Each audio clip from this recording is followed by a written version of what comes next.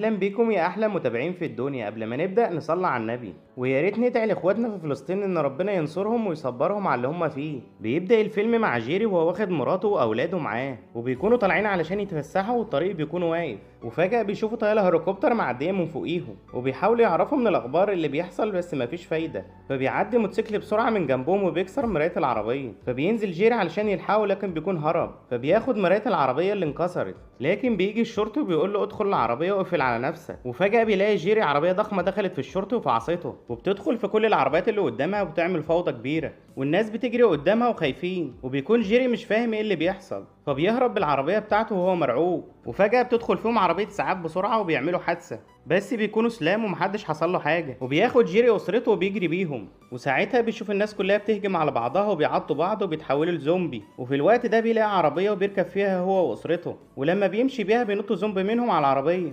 فبيحاول جيري يتخلص منه وفعصوا بين العربيتين، واخيرا هرب بعيد عنهم ونزلوا عند مول وفضلوا يجمعوا كميه كبيره من الاكل. فبيتصل جيري على سيري زميله في الشغل وبيعرفه مكانه، فبيقول له سيري اطلع لمكان عالي وانا هبعت الطياره تاخدك. وفعلا بيوصل جيري المبنى يتدرى فيه، فبيخبط على شقه ولما بيشوفوهم بيخلوهم يستخبوا عندهم. فبيشغل جيري الراديو علشان يسمع الاخبار، وبيعرف ان الفيروس انتشر في المدينه كلها، وبيطلبوا من الناجين انهم يلتزموا بيوتهم وما ينزلوش من البيت غير للضروره القصوى لغايه لما يسيطروا على الزومبي. وبدا جيري جهز نفسه للطلوع لسطح المبنى، ولف على دراعه كرتون ولازق علشان الزومبي ما يعرفش يعضه. وبيطلب جيري من صاحب البيت انه يطلع معاهم للسطح، لكنه بيخاف وبيفضل انه يقعد مكانه. فبيطلع جيري واسرته وبيمشوا بالراحه علشان الزومبي ما يحسوش بيهم ويهجموا عليهم، بس مفيش فايده وبيجري وراهم الزومبي. فبيحاول جيري يتصدر لهم وبيقدر انه يخلص منهم، وبيفضلوا يجروا على السلم لغايه لما بيوصلوا للسطح بسلام. وبيقفل جيري الباب علشان يمنع الزومبي انه يوصلوا للسطح، فبيسيب جيري الباب بعد اسرته ما ركبوا، وبيوصل للطياره في اخر لحظه.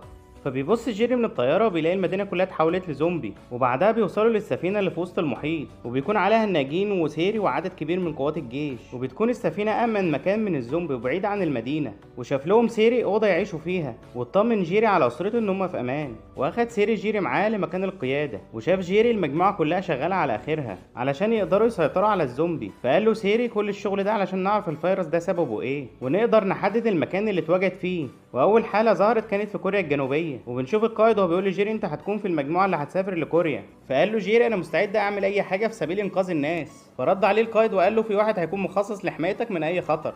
فبيروح جيري لمراته بيعرفه انه هيسافر لكوريا علشان يعرفوا المكان اللي اتوجد فيه الفيروس. وبدأ جيري يودع اولاده، وقال لمراته ما تخافيش هكون كويس، وبيودعها. وبعدها بيركب الطياره وبيسافر مع المجموعه اللي معاه، وقبل ما بيوصلوا بيكون وقود الطياره على وشك انه يخلص، بس بيوصلوا بالسلامه. ولما بينزلوا من الطياره بيتفاجئوا بالزومبي محوطهم في كل مكان، وفي الوقت ده بيحصل هجوم قوي جدا من الزومبي عليهم. فبيحاول الدكتور انه يرجع للطياره، لكن للاسف بيتزحلق وهو داخل، فبتطلع طلقه من المسدس بتاعه بالغلط وبتموته. فبيضطر جيري انه يكمل المهمه مكانه، وساعتها بتظهر قوات من الجيش الكوري، فبياخدوهم معاهم للمكان اللي قاعدين فيه.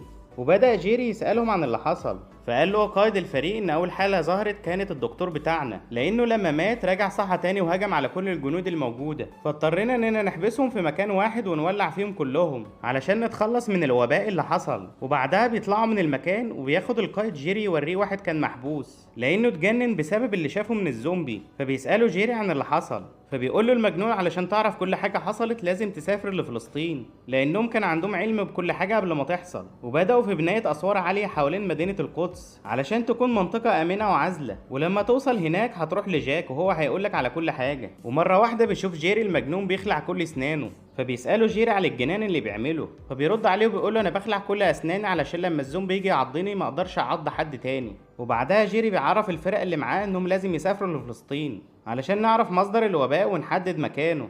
وفي الوقت ده بيملوا الطيارة بالوقود وجهزوا نفسهم وبدأوا في التحرك وركبوا العجل علشان الزومبي ما يقدرش يسمع صوت رجليهم وهم ماشيين. لكن مرات جيري بترن على تليفونه علشان تطمن عليه، وساعتها التليفون بيعمل صوت فبيهجموا عليهم الزومبي. لكن بيقدر جيري وباقي المجموعة اللي معاه انهم يوصلوا للطيارة بصعوبة، فبيركبوا وبيوصلوا لمدينة القدس بسلام. ولما بينزلوا بيستقبلهم فريق من الجيش وبياخدهم معاهم للمعسكر، وهناك بيقابل جاك فبيقول له انتوا ليه قررتوا تبنوا الاسوار العالية دي؟ وعرفتوا ازاي بموضوع الزومبي قبل ما يحصل؟ فبيقول له جاك انا كنت ببص لقدام مش تحت رجلي، وكانوا بيقولوا عليا اني مجنون، ودلوقتي هم عرفوا قيمتي بعد ما حميت القدس من الزومبي، وبقت فلسطين البلد الوحيده اللي ما فيهاش وباء، واللي بيهرب من بلده بيجي القدس بنرحب بيه وبنشيل على كفوف الراحه. وبدا جاك ياخده في جوله جوه المدينه، وبيعرف جيري اننا بنساعد اي حد محتاج حمايه من الزومبي، وقبل ما بندخلهم بنشوفهم الاول اذا كانوا سلام ولا مصابين بمرض الزومبي، وبيكونوا جوه المدينه عاملين حفله وصوتها عالي.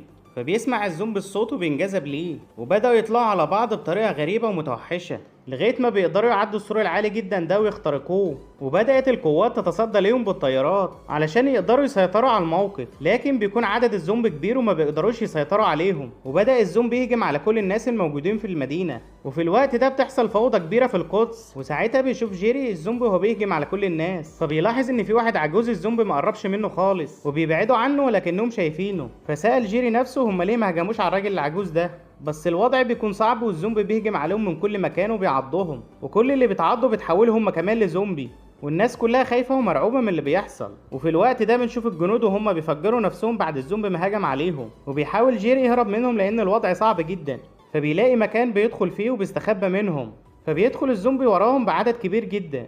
وساعتها بيبص جيري وهو بيجري، فبيتفاجئ بشاب مريض سرطان الزومبي مش بيجي ناحيته ومش بيحس بيه خالص، وبيكون جيري مش عارف ده سببه ايه وهل هيفيده في علاج الزومبي ولا لا. وبعدها بيهجم الزومبي على جندية اسمها جين، وقبل جيري ما يقتل الزومبي بيعض جين في ايديها، وفي الوقت ده بيقرر جيري انه يقطع ايديها قبل المرض ما يتملك منها، وبدأ يربط دراعها علشان يوقف النزيف.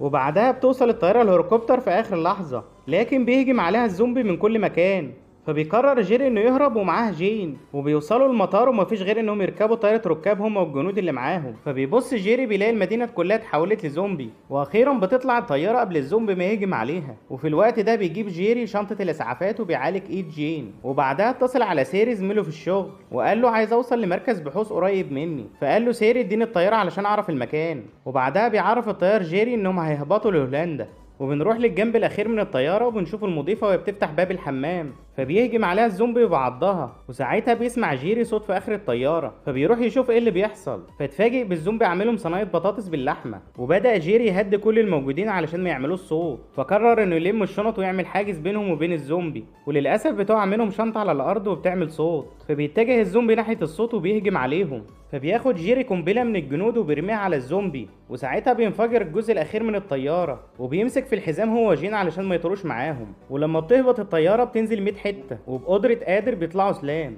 بس جيري بياخد له حته حديده كده في جنبه، وبعدها بيمشوا لغايه لما بيوصلوا للمعمل الطبي، ولما بيوصلوا بيغمى عليه جيري قدام المعمل، فبتطلب جين منهم الاستغاثه علشان يدخلوهم. وبعدها بنشوف سيري وهو بينقل اولاد جيري الى مكان تاني امن تبع الجيش، لان السفينه العدد فيها كبير ومش مستحمله. وبعدها جيري بيفوق من الغيبوبه، فبيسالوه انت تبع انهي جهه، فبيتصل لهم على سيري وبيعرفهم بالمهمه الخطيره اللي جايه علشانها، فبيرحبوا بيه ويعاملوه كانه واحد منهم. ولما قعد مع الدكتوره عرفها ان الزومبي مش بيهجم على الناس المريضه، وساعتها اقترح عليهم انهم يجيبوا مصل يحقنوا بيه الناس السليمه بحيث ان الزومبي ما يقرب لهمش. فقالت له الدكتوره لازم يكون عندنا ناس نعمل عليهم تجارب علشان نتاكد من نجاح المصل، بس للاسف في مشكله كمان، وهي ان الفيروس الموجود في الناحيه التانيه والزومبي محوط المكان كله. فبداوا يجهزوا الاسلحه علشان يقدروا يوصلوا للفيروس، وقال لهم جيري لازم نمشي بالراحه وما نعملش صوت علشان الزومبي ما يهجمش علينا. وهم في الطريق بيخبط منهم واحد حاجه فبتعمل صوت، فبيهجموا عليهم الزومبي من كل مكان. فقال لهم جيري اطلعوا انتوا من الناحيه ديت وانا هشغلهم وهحاول اجيب الفيروس، وفضل يخبط على السلم لغايه لما الزومبي قرب ناحيته، وساعتها هرب منهم ووصل لغرفه الفيروسات، وفضل يدور على الفيروسات الموجوده وهم شايفينه في الكاميرات. وفي الوقت ده بيلاقي كميه كبيره من الفيروسات، فبياخدهم كلهم وبيحطهم في شنطه اسعافات، وهو طالع بيتفاجئ بدكتور زومبي واقف قدام الباب وبيقول له تعالى الحمه. وساعتها جيري ما بيكونش عارف هيعمل ايه، فبيضطر انه يحقن نفسه بفيروس من اللي معاه، وفضل قاعد شويه لغايه لما مفعول الفيروس يشتغل، وبيكون لسه الزومبي واقف قدام الباب مستني جيري يخرج. وساعتها بيقرر جيري انه يفتح الباب ويطلع واللي يحصل يحصل، فبيدخل الزومبي عليه وفضل يعضعض في اسنانه، ومن حظ جيري الحلو ان الزومبي مش بيشوفه ولا بيحس بيه، فبيطلع جيري من الاوضه وبيقفل عليه الباب. فبتشوف الدكتوره اللي حصل وبيفرحوا ان المصل نجح، وبعدها بيمشي جيري في وسط الزومبي ومش بيحسوا بيه، ولما بيوصل بتحجنه الدكتوره بالمصل المضاد، واخيرا بيرجع لاسرته بعد المعاناه الكبيره اللي شافها. وبدات منظمه الصحه بانتاج اللقاح وتوزيعه على العالم علشان يطعموا بيه كل الناس، وعلشان يتخلصوا من الزومبي بداوا يجمعوهم في بعض الاماكن ويفجروهم بالطيارات. وكده بيخلص فيلمنا، اشوفكم في فيلم جديد.